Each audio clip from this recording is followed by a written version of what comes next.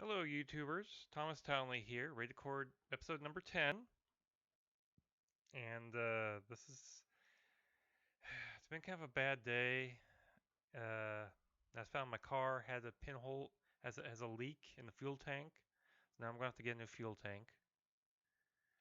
Uh, and it's been raining for days now. We've had over, 6 inches of rain. And when I was trying to record, usually I use OBS to record the show. When I tried to record, I was getting a layering effect for some reason. I couldn't figure it out. Luckily, I had just looked into Streamlabs version of OBS, so I've brought that up. So that's why I'm recording the show in tonight. So it's, well, probably it'll sound a little different, but we're getting it done. So let's hold a second, and we'll start the show.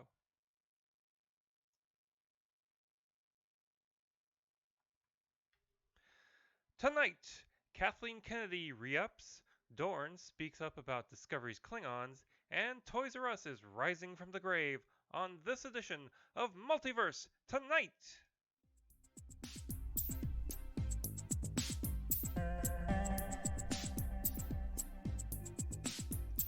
There are many universes out there. Welcome to the one with news about all the others. This is Multiverse Tonight. Now, here's your host, Thomas Townley.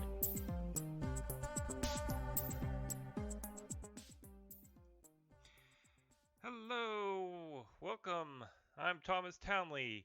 Welcome to Multiverse Tonight, and we're now in double digits, episode number 10. I began the show only 4 months ago, but it feels like years. Really, years. I'd like to say special thanks to you, the listener, for coming here. And if you're brand new, let me boil down what I do here. Multiverse Tonight is a geek news podcast that comes out about every other week. There are 5 segments to the show: Star Trek, Star Wars, DC, Marvel, and geek news. And I'd like to remind you that over on our Twitch channel, I've been playing Star Trek Online. And just to shake things up, I've been playing some of The Sims 4 as well. Now, feel free to join me, usually late Sunday or Monday nights. And if you're a player of STO, please feel free to join me and join our fleet. Just search for Multiverse Tonight. Now, I've told you all about our affiliate links on Amazon. Well, if I want to really keep that affiliate link, I need to show a few sales. So just help me out. Go to multiversetonight.com and click on the link in the sidebar of the homepage. We also have links for mycomicshop.com and rifftracks.com, and I now have a TeePublic store if you want to buy some swag and help promote the show. Also, if you'd like to contribute directly, like my good friend Anne, either go to my code-fee or Patreon donation page. You can find those links on the website as well. Thank you, and let's get on with the news. Now, we begin with Star Trek news with some behind-the-scenes news. The Hollywood Reporter has revealed that Lucasfilm head Kathleen Kennedy will remain with the Force for at least the next 3 years. Kennedy, who has watched over Lucasfilm after it was purchased by Disney from George Lucas in 2012, has seen 4 new Star Wars films that have grossed nearly $4.5 billion at the global box office. Now, and with our merchandising and licensing as well, that has brought up billions more dollars for the mouse's wallet. Her watch hasn't been without controversy, however, as the situation and subsequent failure of Solo at the box office and her firing of directors on Rogue One and Episode 9 hasn't won her any friends. Disney's reaction to the reactions on The Last Jedi and Solo was a change in strategy that saw a slowdown of movie content, with the Star Wars one-off stories being dropped for now and a new potential trilogy being commissioned from Rian Johnson. It looks like Lucasfilm will be trying out more new stuff on the television level with Jon Favreau's live-action series and the new Clone Wars and Resistance animated series. And speaking of Favreau and his new series, MakingStarWars.net is reporting that the still unnamed series has been filming, and the site has showcased some photos from the set taken from a long distance away. The scuttlebutt is that the show will be about the Mandalorians after the fall of the Empire, some 3 years after Return of the Jedi, and will take place in familiar locales like Mandalore and Tatooine. And just this past weekend, we got confirmation that it will be called The Mandalorian. So, yeah, good news there. We don't know who Dominic Monaghan will be playing in Episode 9, but we now know how long he'll be seen. He told the Distraction podcast, quote, Director J.J. Abrams is a friend of mine, and he said to me that at some point I'd get the opportunity to read the script.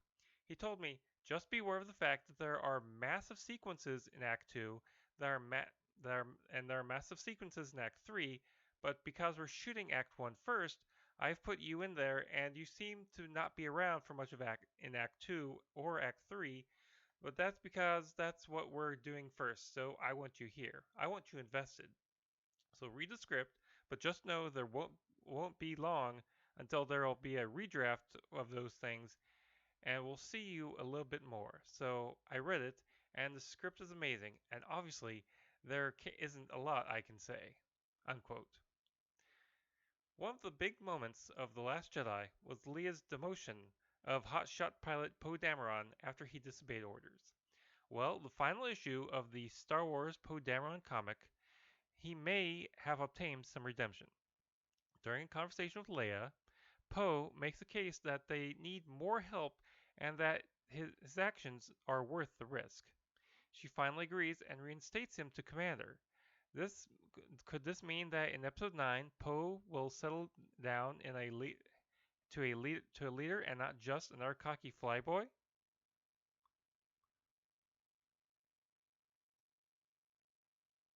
Hold on, folks. I'm having to the one of these things that you folks watching the video, this is um,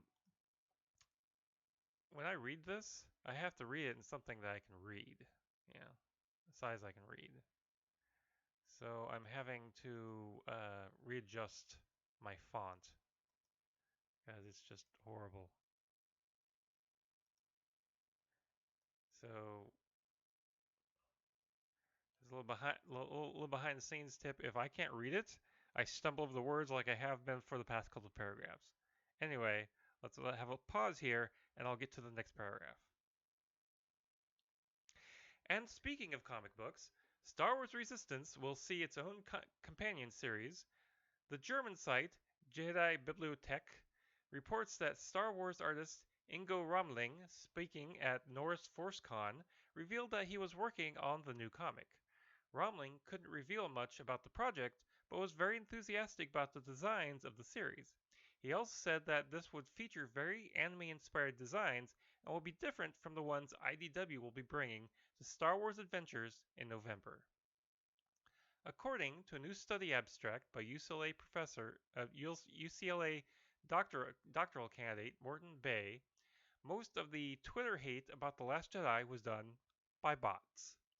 His study claims, quote, that while it was only a minority of Twitter accounts that tweet negatively about The Last Jedi, organized attempts at politicizing the pop culture discourse on social media for strategic purposes are significant enough that users should be made aware of these measures so they can act accordingly. Unquote. His paper, called Weaponizing the Haters, The Last Jedi, and the Strategic Politicization of Pop Culture Through Social Media Manipulation, shows that 50.9% of people negatively tweeting about the movie were, quote, politically motivated or not even human, unquote. A number of these users appeared to be Russian trolls. Morton even found that the overall backlash against the movie wasn't even that great, with only 21.9% of the tweets analyzed being negative to begin with. It just goes to show it's not hate, it's Twitter trolls. Now, let's get on to some Star Trek news.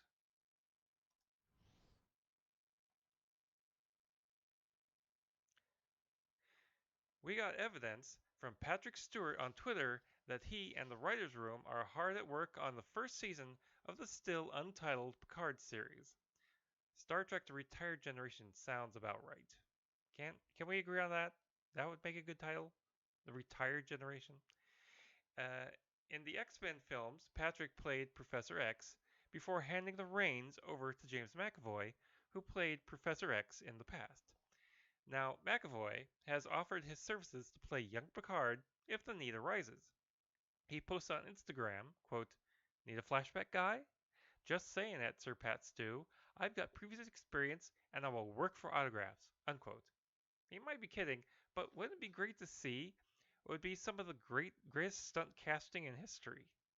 And speaking of actors who want to be on stage with Patrick Stewart in the new series, Rosario Dawson, who has starred in tons of genre shows from the Netflix Marvel series to Men in Black 2 to Clerks 2, has expressed an interest in being in the show. Speaking at the Tribeca TV Festival, Dawson said, quote, "I grew up loving Star Trek, and I am still waiting for my holodeck," unquote. Dawson said by inverse, quote, "My favorite is Next Generation because of Jean-Luc Picard. If they need a Klingon for the new series, well, have you seen my new five head?" Unquote. She also said that, quote, "I love Star Trek because I always marveled at the idea of a world without capitalism." Unquote. Well, I hope she does do a Klingon. It's but the Worf kind, not the Discovery kind. And we have some more on the show from New York Comic Con. Speaking of the Trek movie at the con, EP's Alex Kurtzman and Heather Kadeen said that the plan for the card show is an ongoing series running multiple seasons. The show is expecting to begin filming in April of 2019. However, they couldn't say when the show would be released. However, it follows the same pattern as if it follows the same pattern as Discovery, it wouldn't debut until early 2020. During the Discover panel, Kurtzman said that they are 4 weeks in the writing. And speaking of Klingons, the world's best known Klingon portrayer, Michael Dorn, has weighed in on the Discovery version of Klingons. Speaking to the audience at the Rose City Con, alongside with Gates McFadden and Marina Sirtis, he said, "In a general sense, in every iteration of Star Trek, outside of Next Generation and Deep Space Nine and all those Klingons, the producers were trying to make it their own and put their own stamp on the Klingons. So they decided, we're going to do something different than everybody else. And I think that is what they came up with for Discovery. There is no rhyme or reason to it, or to any of the stuff. So I think it's just a matter of that they want to put a stamp." Unquote. He also said that he doesn't envy the actors who have to put on that makeup. Quote, "I am actually really glad that I am not in that makeup. Because if you go online and look up YouTube of Mary Chieffo, just a wonderful sweetheart. But what they do to that poor girl is mind-boggling. There are 3 makeup artists working the whole time on her. I mean, it's okay. It's just another iteration." Unquote. So my guess is that if they ever did do a Star Trek Worf series, they couldn't convince him to update Worf to the Discovery version of Klingons. And as I also mentioned, Marina Sirtis was also at that Rose City Con, and she admitted that she hasn't watched Discovery, explaining that, quote, "If CBS thinks I'm going to pay to watch Star Trek, they are demented. I will wait until I go to England and watch it on Netflix, which I pay for anyway," unquote. And thank you. I don't think I have anything to add to this. I'm just going to put it down over here and let it sit. Moving on, according to Deadpool creator Rob Liefeld, Mission Impossible movie director Christopher McQuarrie would like to helm Star Trek. Liefeld tweeted out, "Chris McQuarrie would love a shot at Star Trek. Yeah, give it to me. Would prefer a movie rather than television." Unquote. The future of Star Trek movies is still currently in doubt, with Star Trek 4 negotiations at a standstill with the Chris's. Maybe it's time to check the JJ verse and start the McQuarrie verse? Just saying. The new trailer for Discovery was released at New York Comic Con, and I must say, I am intrigued.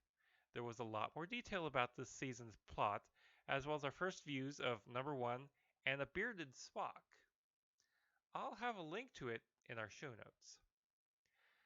IDW is bringing together the crew from TOS, TNG, DS9, and Voyager in an expansive Star Trek miniseries in 2019.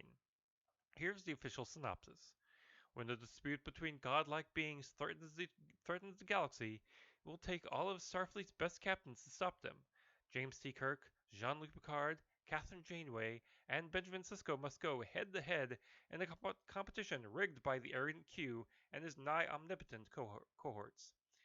It's being written by a team of Scott and David Tipton and art by David Messina. Now, I would venture, if you notice here that there is no Captain Archer or captains from Discovery, and it says Starfleet's best captains. I'm just I'm just gonna put it right here. Now, let me take a drink of water while you listen to this message about the Radio Public app. I'd like to thank you for listening to this edition of Multiverse Tonight. You know, one way to support the show is to listen with Radio Public. Every episode of Multiverse Tonight that is heard through the Radio Public app for iPhone and Android means that we make money so this show can grow. There's a link to our show in the episode notes. Give it a try today. Thank you. Thanks, me. Now, now let's switch over to DC Comics news. There's a ton of casting news to go over from the distinguished competition as it ramps up production for its streaming service shows and new movies. Warner Brothers has cast Mary Elizabeth Winstead as Helena Bertinelli, aka The Huntress, in the upcoming Birds of Prey movie. She spoke to People TV about it. Quote, I got the call when I was at the airport to come here yesterday, so it's super recent, but for the past couple of weeks, I've been talking about it with the director and going in and meeting with different people involved with the project, so becoming more and more familiar with it. It was great to get. I'm really excited to get to learn how to use a bow and arrow. Unquote. It should probably be noted that the character doesn't use a bow and arrow. She uses a crossbow, but yeah, she's probably new to the character, so we'll let that one slide. And joining Mary Elizabeth will be Rosie Perez, who will be playing Renee Montoya. Anyway, during a screening of their new Titans series at New York Comic Con, fans were surprised by the release of an upcoming Harley Quinn animated series starring the Big Bang Theory star Kelly Cuoco as Harley Quinn. Kaylee will be the 15th person to voice the character, which was originated on Batman the Animated Series by Arlene Sorkin. Also announced for release, Doom Patrol is the former star of White Collar, Matt Boomer, who will join the series as Negative Man. On a side note, during the Q&A for Titans, fellow Doom Patrol cast member told the audience in attendance that the series would debut on DC Universe on December 12th. Warner Brothers quickly retracted that and stated it was set to debut in 2019. Moving on to Swamp Thing, actress Jennifer Beals has been added to the cast and will play the role of the completely original character, Sheriff Lucilia Cable. The character is described by DC as, quote, tough as nails and pragmatic. Sheriff Lucilia Cable's fierce devotion to her son Matt is rivaled only by her sworn duty to protect and serve the town of Maris. Excuse me. As a community, she has dedicated her life to defending and is beset by strange forces. Lucilia must double down in her efforts to safeguard everyone she holds dear. I wonder if that will make her the anchor character that a lot of the show will revolve around. I guess we'll see. On to Sci-Fi's Krypton, we know we have an actor for the role of Lobo, as it has been announced that Irish actor Emmett Scanlon will show up as the intergalactic bounty hunter. This is not the first time for in a role like this, as he has been in Guardians of the Galaxy, as played Detective Jim Corrigan in 2 episodes of the NBC first season of Constantine. Too bad we never got to see him become the Spectre. Shazam! Damn, still no lightning. Director David Sandberg has announced that there will be less than 20 post-credit stinger scenes. The director left that as a response to a fan on an Instagram post. What number do you think it'll be? Pick your number and let me know. Zack Snyder had a plan for Batman, a deadly one. Replying to a post by a fan on the social media app Vero that showed Superman carrying Batman's body with a caption, "What we quote what we may have seen in the 5-story arc," unquote, Snyder replied with a simple but cryptic, quote, "of course," unquote. This leads to speculation that Batman's death could have possibly been the outcome of Ben Affleck's solo Batman movie. Now, as we said, Constantine will be returning to network TV, albeit in an animated form. The CW, yes, that's right, the CW, will air the CW Seed animated movie City of Demons as Constantine, the Legend Continues, after the season premiere of Arrow on Monday, October 15th. The special will be hosted by Constantine himself, Matt Ryan, and will include a special preview of the upcoming season of Legends of Tomorrow, which returns to the CW the following week on the 22nd. The Venom stand. Now let's go to some Marvel news.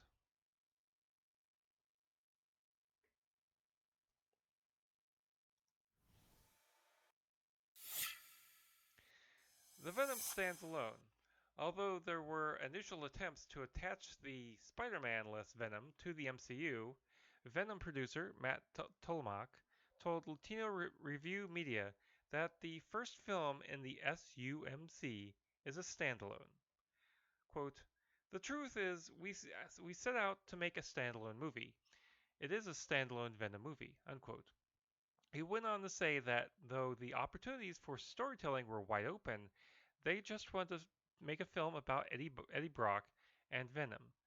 However, he didn't close the door for anything in the future. Quote, "It's a standalone, but we can do lots of things, and we'll see where the next story takes this," unquote.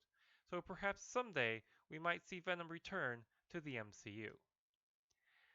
The sudden release of the trailer for Dark Phoenix left some wondering why the sudden release. Variety may have found out why. The trailer, while it mixed interest from fans in the United States, did extremely well in China. So Fox has changed its release date to June 7th, 2019, so it could gain more premium theaters and take advantage of the China response. This is the second release date delay for the X-Men Less X-Men film. Originally, it had been slated for this November and then was moved to Valentine's Day 2019. So, given that Fox now has plenty of time to get this film right, will it be a winner? What do you think? By the way, also getting a change of date is Gambit, which is getting pushed back by nearly a year from November 7th, 2019 to sometime in March 2020. The film, which still has Channing Tatum attached to it as the energy-throwing mutant, is still in development, but we have yet to hear about director. Probably the reason it's getting pushed back is I wonder if it'll survive once Disney has its hands on 20th Century Fox. Inquiring minds want to know. Now, speaking of Venom, Venom star Reed Scott, who plays Dr. Dan Lewis in the movie, was asked by comicbook.com if he'd like to play Mr. Fantastic. And although Reed Richards was, quote, one of his favorites, unquote, he said he would rather work for the brand of Superman. Quote, "I still like Plastic Man because he's just so silly and out there, and because he was a thief, he was a pickpocket, he's got this checkered past, and stuff like that. I tend to like characters that go through some sort of accident. I've always been sort of fascinated by that. I used to love Swamp Thing and Toxic Avenger and stuff like that, but Plastic Man was just so frickin' weird, man. He was cool. Unquote. You know, I love Plastic Man, and given that Shazam is looking like it's got a sense of humor, perhaps Warner Brothers could actually pull this one off. Come on, Warner Brothers. Take the bait. Has Chris Evans officially put down the shield? The Captain America star took to Twitter to announce that he's finished the still untitled Avengers 4. Quote, officially wrapped on Avengers 4. It was an emotional day to say the least. Playing this role over the last 8 years has been an honor. To everyone in front of the camera, behind the camera, and in the audience, thank you for the memories. Eternally grateful. Unquote. So I guess we'll have to wait for the movie to be sure. Hmm. Tessa Thompson's portrayal of Valkyrie was one of the big characters in Thor Ragnarok. However, she wasn't seen anywhere in Infinity War. So did Valkyrie meet a similar fate as the Asgardians, or was she disintegrated by Thanos' snap? Tess, replying to the question on Twitter, replied, quote, no, she's in one piece and thriving. That's been confirmed by co-director Joe Russo at a Q&A at the University of Iowa. He told them that several escape pods were dispatched before the Battle with Thanos, and most likely she was in one to help protect the civilians. So perhaps we'll see her in Avengers 4. A leaked video from the set of Spider-Man Far From Home seems to confirm that Jake Gyllenhaal will portray the Spider-Man villain Mysterio. And on the Netflix front, Leslie Ann Warren is joining the cast of Daredevil for the third season, which debuts on the streaming service on October 19th. She will be playing Mrs. Flaub, who is described as a woman of high morals and steely resolve, who is uncompromising in her beliefs, and even if it means making powerful enemies. And I know what you're saying, where's the comic news? Well, here you go. Captain Marvel is getting a new ongoing series. The series, which debuts in January, will come from writer Kelly Thompson, artist Carmen Canero, colorist Tamara Bonvillain, and editors Sarah Brunstead and Will Moss, and will come after a reworked origin story in the Life of Captain Marvel miniseries, which is out now. Now let's look at some geek news.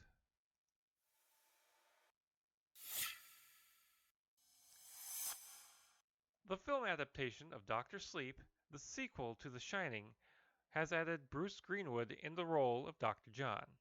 He joins Ewan McGregor as Danny Torrance, who will be up against Rose the Hat, played by Rebecca Ferguson, the head of a cult that feeds off the energy created by those with The Shining. Doctor Sleep will be out in theaters on January 24th, 2020. And if you're a fan of The Walking Dead, I'm sure you're sad that Andrew Lincoln is leaving the show. Even Norman Reedus tried to talk him out of it. Quote, he told me like ages in advance, and of course I tried to talk him out of it. And move your family to New York. I'm in New York. You know, it's an hour and a half. I did all the tricks, but I understand why he left. You know, I get it. I totally get it. He had 2 kids, and you live a million miles away. Unquote. Warner Brothers has tapped Portlandia director and co-creator Jonathan Kersel to direct a new live-action Sesame Street movie, and it will be a musical. Warner Brothers will co-finance it with MGM. The film is not a certainty, however, but the fact that it's got a director puts it one step closer. Netflix has a new slate of new sci-fi shows. First up is October Faction. The show follows 2 monster hunters, Fred and Dolores Allen, who, having traveled the world tracking down monsters, return to their hometown in New York. They are joined by their 2 teenagers, Jeff and Viv. Fred and Dolores discover the town is not so peaceful, however, so they have to clean up the town while staying undercover. The show will have a 10-episode season, and the premiere date has yet to be announced. The next on the list is The I Land. I'm guessing this is not a show about the letter I. The show opens with 10 people who awaken on Dangerous Island with no memory of who they are or how they got there. Before long, they discover that the world they are inhabiting is not what it seems. The group will have to rise to the occasion and be better versions of themselves or die being the worst. The Island will star Natalie Martinez, Kate Bosworth, and Alex Pettyfer. The series will have 7 episodes. And last is Warrior Nun. The show follows a 19-year-old woman who wakes up in a morgue, given a new lease on life, and a divine artifact embedded in her back. She now fights demons on Earth on behalf of an ancient order. Meanwhile, forces from heaven and hell are trying to find her so they can take control of her. Slated for 10 episodes for the first season, this show comes from showrunner Simon Barry. Meanwhile, over at Hulu, they have picked up Crossing Swords from John Havertine IV and Tom Root, the executive producer behind Robot Chicken. Hulu's original 10-episode animated series will debut on the platform in 2020. Crossing Swords stars Nicholas Hoult as Patrick, a peasant who gets a squire position at the castle. The job soon turns out to be a nightmare when he learns that the kingdom is run by sex-crazed monarchs, crooks, and charlatans. To top that off, Patrick's valor makes him the black sheep of his family, and now his criminal siblings have returned to make his life a living hell. Crossing Swords will feature the voice talents of Luke Evans, Seth Green, Tony Hale, Wendy McClendon-Covey, Breckin Meyer, Adam Paley, Adam Ray, Tara Strong, and Alana Ubach. A Stranger Things prequel novel will be released in February of 2019. The novel, called Stranger Things: Suspicious Minds, will center around Dr. Martin Brenner and Terry Ives. The novel centers around, quote, Eleven's mother and her time as a test subject in the MK Ultra program, which the series has only begun to scratch the surface on, unquote. The book is a collaboration between Netflix and Del Rey, and is expected to be the first in a series of novels from Stranger Things. Friday the 13th screenwriter Victor Miller has won in a legal battle over the franchise. Miller sued over the rights to the movie, and after a trial was given, summary judgment, the judge's ruling is that Victor Miller is an independent contractor and not an employee of the producers at the time of the writing. There could still be future legal battles over the character of Jason, as the character that Miller created was a young boy who drowned, and not the adult monster that appears in the sequels afterwards. I'll have a link to the article about it from the Hollywood Reporter in the show notes, so you can read this for yourself. It is fascinating reading. Speaking of things that have come back from the dead, Toys R Us is coming back. The company, which recently went under bankruptcy, has canceled the bankruptcy auction that would have sold off the brand name and intellectual property rights. According to the Wall Street Journal, the controlling lenders of the company decided to change course and announced that they will try to revive the chain using the Toys and Babies R Us names. According to the company's filing in court, they explained that while they did get qualified bids, they decided that reorganization was the best use for the assets. They also cited recovery to creditors and benefits to stakeholders as reasons for the change of heart. So I guess we'll be Toys R Us kids again soon. According to Variety, a live-action Mega Man film is in development at 20th Century Fox. Capcom is working with Sheridan Entertainment and Masaoka on the movie, with Catfish's Henry Yost and Ariel Schulman, who will write and direct. Blade Runner 2049 screenwriter Michael Green will partner with Mike Johnson to pen an in-canon Blade Runner comic series for Titan Comics and Alcon Media Group. Michael Green said, quote, "Every iteration of the Blade Runner world throws the window open a little wider. Mike and I can't wait to see what we find outside." Unquote. The new series is part of a new line of comics and graphic novels by Alcon and Titan, which will be canon to the classic sci-fi world. Now, some sad news. Batman artist and Ultraverse co-creator Norm Breyfogle has passed away on September 26th. He had a long career working for DC, where the revitalized Detective Comics alongside alongside Alan Grant. He also worked on titles like Shadow of the Bat, Batman: Holy Terror, Batman Beyond Unlimited, and Batman: Birth of the Demon. He also worked at Marvel, where he co-created the Ultraverse and helped launch Prime. He also worked on Avengers, Black Cat, Hellcat, Marvel Fanfare, and Moon Knight. He also did some work for Archie, First, and Image Comics. Norm Brayfogle was beloved by the fans and co-workers, and they came to his aid after he suffered a stroke in 2014, donating nearly $90,000 to help cover his medical bills. DC, Marvel, and the Hero Initiative also offered him aid. Norm Brayfogle was 58. Will Vinton, known for claymation and his distinctive waxed mustache, has passed away after a long 12-year battle with multiple myeloma on October 4th. Will was the founder of Will Vinton Studios in Oregon and was called the godfather of Portland animation. He began his career as a former architectural student. He recruited others and began shooting miniatures. In 1975, he won an Oscar for the animated short film Closed Mondays. In the 80s and 90s, his Will Vinton Studios became the largest stop-motion studio in the United States. In 1986, he was hired by Sunmade and the California Raisin Advisory Board to animate the California Raisins, characters that became so popular they even had a primetime special on CBS in 1988 and a follow-up special in 1990 called The Raisins, Sold Out, The California Raisins 2. By the end of the 90s, Vinton Studios was looking for more funds and brought in outside investors, including Nike owner Phil Knight. In 2002, however, Vinton lost control of the studio after Knight became the majority shareholder and forced him out. Will would later sue for damages and ownership of his name. The studio would then change its name to Laika. Vinton would later found a new production facility, Will Vinton's Free Will Entertainment, and he taught at the Portland branch of the Art Institutes. Will Vinton was 70 years old. And finally, we say goodbye to Walking Dead actor Scott Wilson, who passed away on October 6th from complications from leukemia.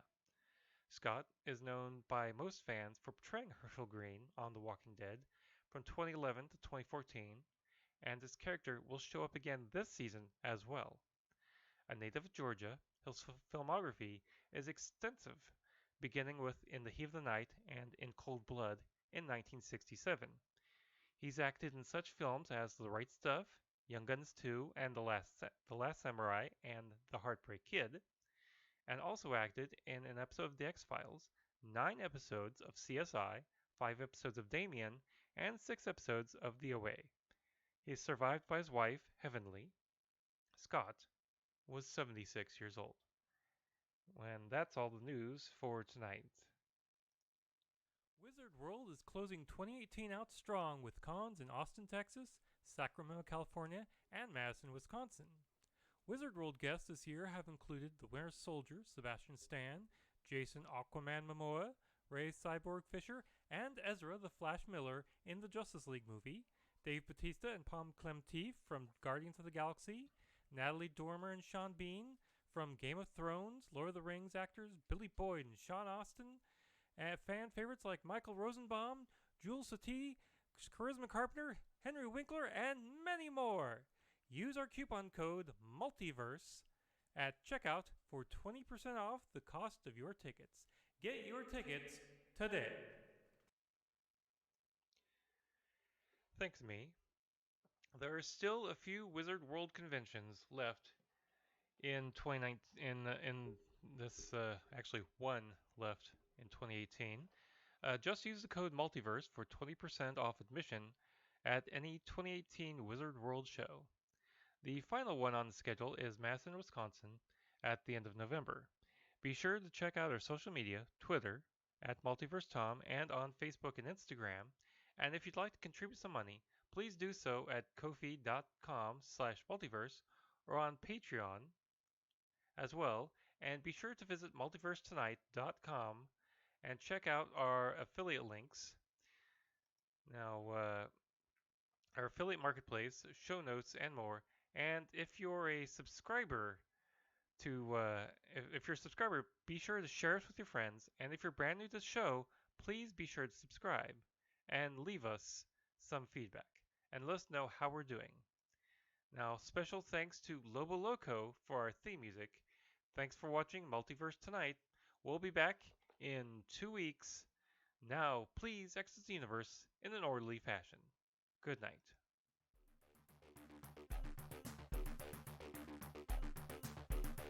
Multiverse Tonight is a production of Half Baked Genre Productions. Copyright 2018. All rights reserved.